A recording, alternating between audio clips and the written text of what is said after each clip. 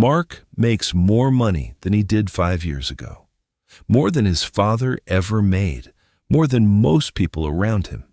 And yet, every single month, by the time the last bill clears, there is almost nothing left. Not because he spent it on something foolish, not because he forgot to save. The truth is quieter than that, and a lot more uncomfortable. His paycheck was never the problem. Something else was draining it before he even got the chance to decide what to do with it. It's a Tuesday night. Mark is sitting at the kitchen table with his laptop open, looking at the bank account. Sarah is upstairs putting the kids to bed. The house is quiet, except for the small, steady hum of the refrigerator. Mark makes about $95,000 a year. After taxes, that lands around $6,800 a month. On paper, that sounds like enough. It sounds like the kind of number that should feel comfortable. But here's what happens to it. The mortgage takes $1,850. The two car payments together take $780. Health insurance, life insurance, and the extra coverage they added last year take $410. Groceries for a family of 4 run close to $950. Utilities, phone bills, and internet add another $380. Then come the subscriptions, streaming, the gym Sarah barely has time for anymore, the meal kit they started just to try, the kids' apps. Nothing dramatic, just $95 here, $40 there.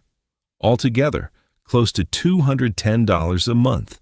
Eating out, because after a long week, cooking feels impossible, adds another $260. A few small upgrades, a better mattress, a slightly nicer stroller for the new baby, a subscription box for the kids' books. None of them expensive on their own. Together, another $180. Mark adds it up in his head before the spreadsheet even finishes calculating. By the time everything clears, there's about $85 left, sometimes less. He isn't reckless. He isn't careless. He pays every bill on time. He doesn't gamble, doesn't overspend on luxury, doesn't ignore his budget. He just can't figure out where the room went. This is the part that makes Mark's story feel familiar to so many people. He did everything he was told to do: work hard, get the raise, buy the house, take care of the family, and somehow, none of it created breathing room. Mark didn't lose control all at once. He lost it slowly, one reasonable decision at a time. And there was one night, not this one, but one very much like it, when Mark finally understood something that changed the way he looked at his entire paycheck. It wasn't about earning more. It was about the order his money was moving in, without him ever choosing that order on purpose. Stay with this, because by the end, you'll be able to see that same order in your own accounts and where it's quietly working against you. Here's what nobody tells you about a paycheck. It doesn't arrive empty. It arrives already spoken for. The mortgage was decided months ago. The car payment was decided the day Mark signed the loan. The subscriptions were decided one at a time, each one small enough to seem harmless.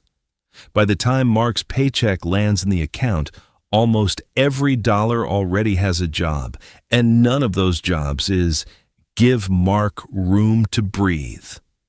This is the part most people never see clearly. They think of spending as something that happens after the money arrives. In reality, most of it was assigned long before that. Money does not disappear. It follows the path of least resistance, and someone has to design that path on purpose, or it gets designed by accident. Mark never sat down and decided, I will have $85 a month of freedom. Nobody does. It just becomes the leftover, the amount that survives after every other commitment has already eaten its share. That's the hidden order. Fixed costs first, comfort second, freedom last, if anything is left at all. And that order is exactly backwards from what actually builds a life with breathing room. 2 years ago, Mark got a raise. $6,200 a month after taxes became $6,800. For a few weeks, it felt like progress. Then, slowly, the extra $600 found places to go. A slightly nicer car replaced the old one. The payment went up by $180. Eating out became a little more frequent because we can afford it now. The gym membership got upgraded. A streaming bundle turned into 3 separate subscriptions. None of it felt like a mistake in the moment. Each choice felt earned. But 6 months later, Mark was making more money than ever and had exactly the same amount of breathing room as before the raise. A raise does not change your life if your lifestyle absorbs it first. This is one of the quietest traps in personal finance because it never feels like a trap. It feels like comfort. It feels like a reward for hard work, and in small doses, it is. The problem isn't that Mark upgraded his life. The problem is that the upgrade happened automatically without ever passing through a decision. The extra income went straight from earned to spent without a single stop in between. Look at Mark's month again. Nothing on that list is a single big mistake.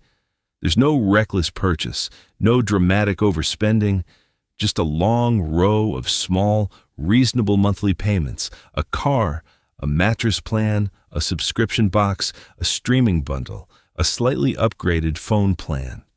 Each one, on its own, is easy to justify. $12 here, $40 there, $95 somewhere else. But monthly payments don't behave like single purchases. They stack, they compound, and once they're in place, they quietly claim a piece of every future paycheck, whether Mark is thinking about them or not. Most people are not broke because of one big mistake. They are overcommitted by 100 small yeses. That's the part that makes this so hard to notice. There's no single moment where Mark can point and say, that's when it went wrong. It happened in a dozen small, forgettable decisions, each one made on a normal Tuesday, for a perfectly reasonable reason. By the time all those small yeses are added up, they've quietly built a second rent, one that exists purely to maintain comfort, not to build anything. Here's the part that stings a little. Comfort, once it arrives, doesn't like to leave. The first time Mark ordered takeout after a brutal week, it felt like relief. Now it's just what Wednesday looks like. The first streaming subscription felt like a small treat. Now there are 3, and canceling any of them feels like losing something. Comfort has a strange habit. It starts as a choice and slowly turns into an expectation. And once something becomes an expectation, it stops feeling optional, even though it still is. This is why cutting back feels so much harder than it should. It's not really about the money. It's about giving up something that has quietly become part of how Mark defines a normal, decent life. Stability is not the same as freedom. Mark has stability. The bills get paid, the lights stay on, the kids have what they need. But stability on its own doesn't leave room to breathe, to plan, or to choose. It just keeps things exactly where they are. The night at the kitchen table, Mark finally saw it clearly. He wasn't broke. He wasn't failing. He was making a good living, doing everything right by every measure he'd been taught to care about. But every dollar that came in already had somewhere to be before he ever got a say in it. The mortgage, the cars, the subscriptions, the small comforts, all of it had been decided in advance, one ordinary Tuesday at a time. His paycheck wasn't disappearing. It was being spent before it arrived. That was the moment the question changed. It stopped being, how do I earn more? It became something quieter and much more useful. Where does my money go first, and did I actually choose that? Or did it just happen? Income is what enters your life. Margin is what gives you room to breathe. And for the first time, Mark understood that he had spent years growing the first number without ever protecting the second. Quiet wealth doesn't begin with a bigger paycheck. It begins the moment your money has space to breathe before it's claimed by everything else. Here's something you can do tonight in about 10 minutes. It's called the Money Direction Test. Step 1. Open your bank statement from the last full month. Don't judge it yet. Just look. Step 2. Next to every single transaction, write one word: fixed, comfort, or freedom. Fixed means it has to happen. Housing, insurance, minimum debt payments. Comfort means it makes life easier or nicer but isn't required. Subscriptions, takeout, upgrades. Freedom means it moved you forward, savings, paying down debt faster than required. Anything building room for the future. Step 3. Add up each category. Don't do this to feel guilty. Do this to see the order your money actually followed instead of the order you assumed it followed. Step 4. Ask yourself one honest question. Did freedom get a turn this month, or did it only get whatever was left over, if anything? This isn't about cutting every comfort out of your life. It's about knowing for the first time which direction your money is actually moving in, on purpose instead of by accident. This is not about shame. It's about awareness. Mark didn't need to become a different person. He needed to see the order clearly enough to change it. So here's a question worth sitting with tonight. If your paycheck landed in your account right now with no bills already waiting for it, where would you choose to send it first? That answer is worth writing down. Because for most people, the real answer and the automatic answer are two very different things. Try the Money Direction Test this week. Just 1 month of transactions. 10 minutes. That's all it takes to see the order your money has been quietly following. If this made you realize that your money is following the wrong order, write "fix the order" below. It helps to see that you're not the only one figuring this out. Subscribe to Invisible Money Habits for more calm, practical videos about money psychology, quiet wealth, and the invisible habits shaping your financial life. Mark's paycheck was never the problem. The order it followed was, and that order can be rewritten, one honest decision at a time.